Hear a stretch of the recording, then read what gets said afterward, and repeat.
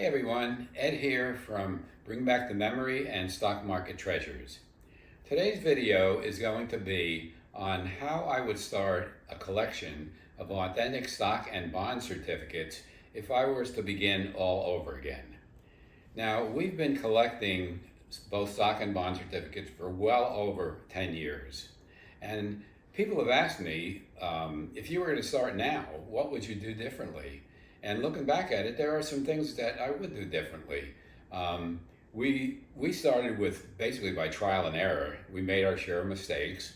And what we'd like to do in this video is try to give you some shortcuts, certainly things that I would do if I were going to start over again. And that's what this video will be all about. Now, there's a couple things I want to mention first. Number one is that we have already made 2 videos, and they're on our YouTube channel, and we've posted links to them down below. The first one is what are the factors that determine how much stock certificates are worth and what determines their value. And we gave you a list of those and how they're used.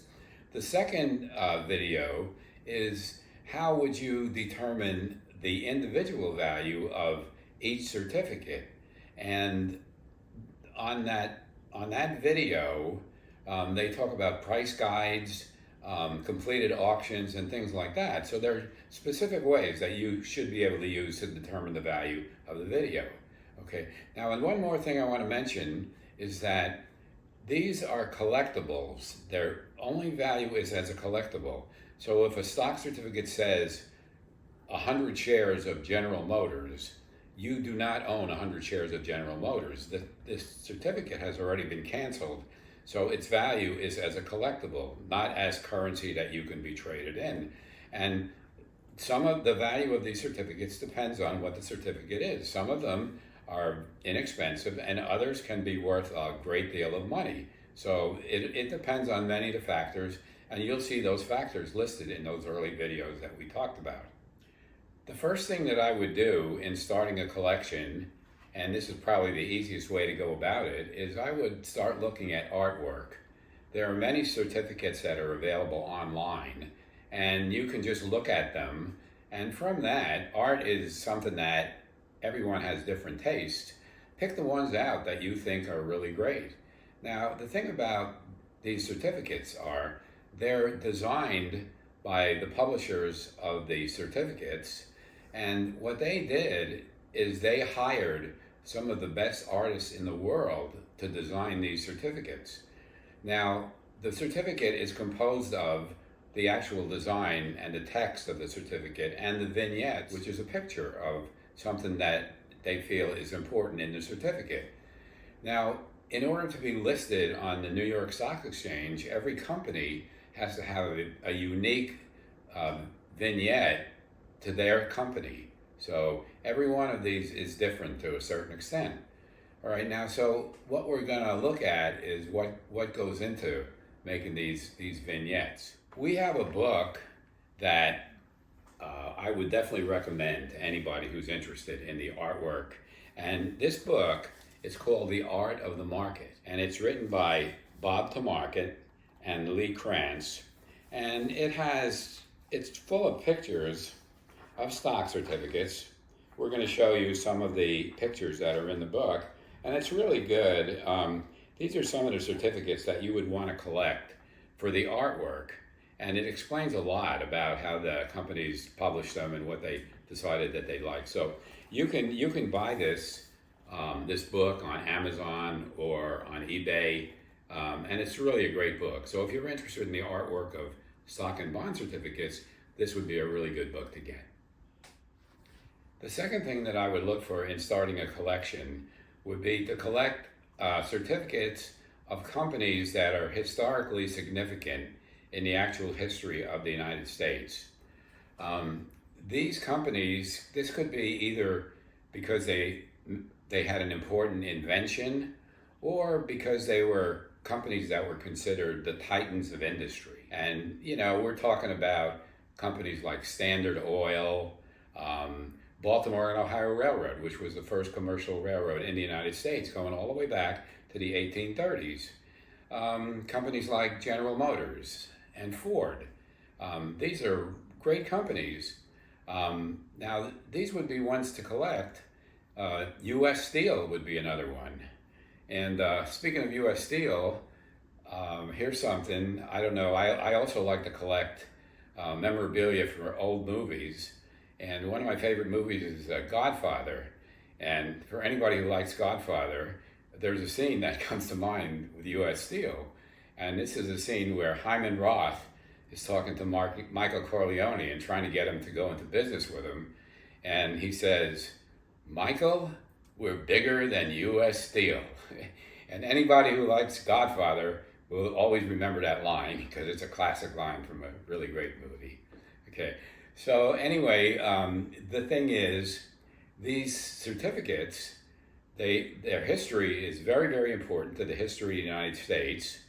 Now, you would think that because of this, and also you keep in mind that many of these companies have long gone out of business, so the certificates would be among the most expensive. Now, that's not always true. In many cases, many of these certificates have been released, the canceled certificates, and you can pick them up. Let's say someone in your family was a pilot for Pan American Airlines, okay, and you would want to get as a gift a stock certificate. Now, you would think that that would be very expensive because it's a very well-established airline, one of the most popular ones at the time. It's out of business and it would be very much in demand. But the fact that there were many, many of these released, you can pick these up fairly inexpensively. So that would make a great gift for someone who's a pilot or something like that. Or let's suppose that you came from a mining family and you wanted to give a gift to someone who was a miner.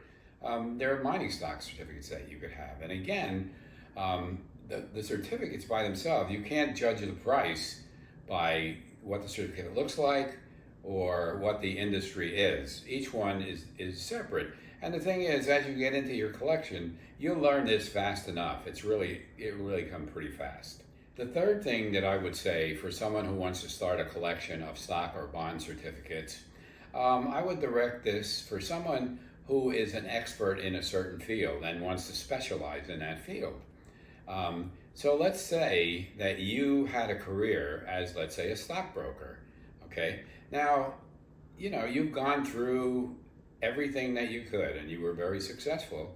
Now you want to commemorate that for yourself, or maybe someone in your family who just retired and you'd like to get something. So there are many stock certificates that are from finance companies, things like that. And that would, again, be a great gift for somebody like that. Or it could be, now my favorite, for some reason, my favorite type of company is railroads. And I always loved trains for many different reasons. And that I immediately, once I started collecting stock certificates, I like all of them, but railroads are my favorite, okay? So everybody would have something, and that it's much easier to do the research now than it used to be. You can become the go-to person in that category, which is something that if that's something that you're interested in, you can do it. So I would encourage anybody with a special interest to collect certificates based on that. And that would be a really great way to have a collection. I'd like to close this video with one final thought. Now we have a shop at an antique mall. It's the old Lafayette Mill in Lafayette, New Jersey. And we also sell online, and we also do shows. And in shows, we sell in person, and we get to talk to a lot of people. And here's the thing that I want to mention. This absolutely amazes me, that there are many, many people who have no idea what stock and bond certificates are. I mean, they look at them, and they've never seen them before. They never know they exist. And this, of course, is because ever since 2000, the year 2000, basically all stock trading is done electronically. And so they would have no reason to know these. Now you would think, well, yeah, maybe kids wouldn't know, but we're talking about people in their 20s and even in their 30s who've never seen these certificates. And they're amazed by them, and they really like them because of the artwork, because of the history, and really that it's the history of the country. There's just so much to like about them. And personally, I guess is my opinion, of all the collectibles that are on the market today, to me, this is the best one. Even though many of these certificates are well over 100 years old, the field of collecting stock and bond certificates, Krapophily, has only been in existence since about 1970s. I'm sure there are some people who collected before that, but that's when it became slightly popular. So the thing is, basically, it's on its ground floor.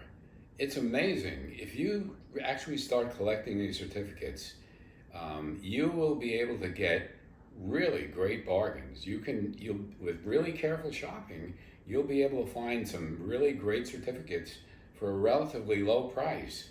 And so to me, that is very exciting.